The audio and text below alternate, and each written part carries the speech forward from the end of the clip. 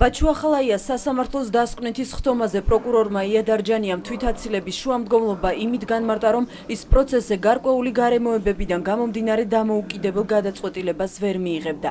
საქმის ყოფილმა პროკურორმა მისი და ახალაიას მეუღლის ანი ნადარეიშვილის საერთო ნაცნობების მხრიდან განხორციელებულ ფსიქოლოგიურ ზეწოლაზეც ისაუბრა. მოგახსენებთ, რომ მე ვარ აფხაზეთიდან, ასევე აფხაზეთიდან არის ბაჩუ ახალაიას მეუღლე ანი ნადარეიშვილი. ჩვენ გვაქვს საერთო სამეგობრო. ამ საერთო სანაცნობო წრის მეშვეობით ჩვენზე ხდება ფსიქოლოგიური ზეწოლა ფაქტიურად, იმიტომ რომ შინაგანი განწყობა მეცვლება ამის გამო, ზოგი ვლანძღავს, ზოგი პირიქით მართებს, ზოგი მომიწოდებს სწორი გადაწყვეტილების მიღებისაკენ და ეს ხდება როგორც პირადად, ასევე სოციალური ქსელის მეშვეობით.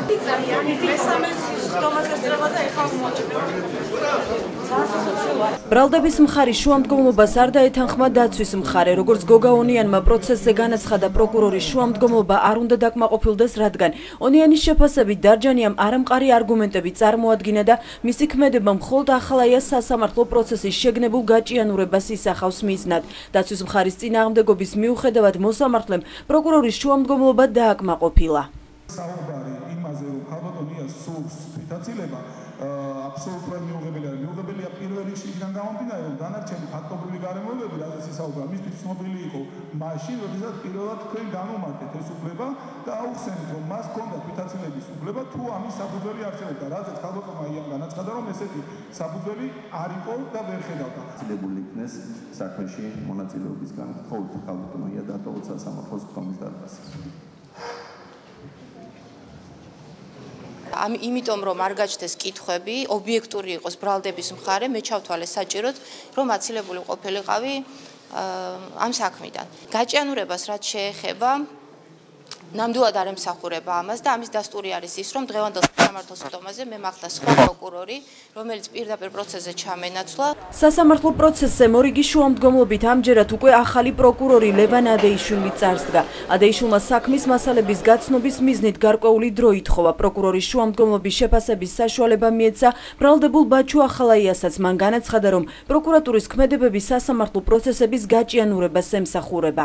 დათხარ ბატონ ლევან დასკვნითის სიტყვის ბუნებრივია ამის ადარა ვართ, იმიტომ რომ ერთი წამით სიწყნარე იყოს დარბაზში. ჩვენ უბრალოდ მე არ ვიცი, ასე თვალისწინებს კანონი როგორ სანამ შეიძლება ასე ამ პროცესის გაწევა, მაგრამ ის რომ მესამე პროკურორი იწვება ერთის სასამართლოს საქმეში, იმას სადაც პროცესი არ ჩადარებულა პრაქტიკულად.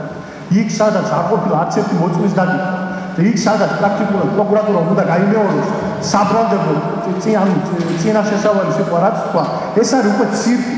თუ სრული სერიოზულობით შეფერდა ძალიან რეალურად გამოვიდეთ და წარმოთქვას იგივე სიტყვა რაც საქმეა დღეს.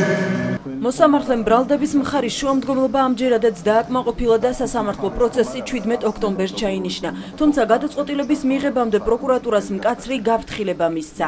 შემდეგი ხდომისთვის თუ კი ბრალდების მხარის პოზიცია იქნება იდენტური, ან თქვენ კიდევ მოითხოვთ გარკვეულ ვადას, რომ ვერ გაეცანით საქმეს და ვერ წარმოადგინეთ დასკვნითი სიტყვა, მე კიდევ ერთხელ ვაფიქსირებ ჩემს პოზიციას.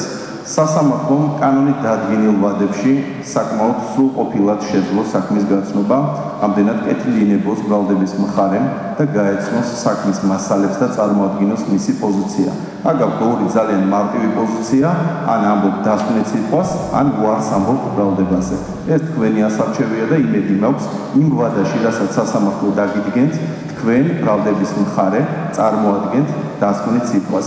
ბაჩუ ახალაიას სასამართლო პროცესს ხელოვნურად გაჭიანურებულს და პოლიტიკურად მოტივირებულს უწოდებენ ნაციონალური მოძრაობის წევრები, რასაც კოალიცია ქართული ოცნება არ ეთანხმება.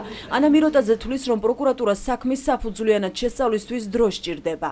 რაფერს ვერ ხედავ იმაში გასაოცარს, თუ პროკურორმა მოითხოვა დამატებითი ვადა, ვინაიდან 7 დღიანი ვადა ჩემი აზრით მას არანაირად არ ეყოფოდა საქმის სრულყოფილად გაცნობისთვის. ასე რომ პოლიტიკური мотиваცია, პოლიტიკური სარჩული ჩემი აზრით გაზვიადებულია ოპონენტი მხარის. ეს ძალიან ცალსახად მიუთითებს იმას, რომ პროკურატურის ამოცანა არის ერთის მხრივ მათ არ გააჩნიათ მტკიცებულებები ამ საქმისთან დაკავშირებით და მეორეს მხრივ მათი მიზანი არის შეასრულონ პრემიერ-მინისტრ ივანიშვილის დავალება, რომ ბაჩუ ახალაია იყოს ციხეში. ეგრეთ წოდებული ციხის ბუნტის საქმეზე ლევან ადეიშვილი უკვე მესამე პროკურორია. ეგრეთ წოდებული ციხის ბუნტის საქმე კი 2006 წლის 26-27 მარტს სასჯელ ახსულების პირველ, მეხუთე და მსჯავრდებულთა და პატიმართა სამკურნალო დაწესებულებაში მომხდარ მოვლენებს ეხება.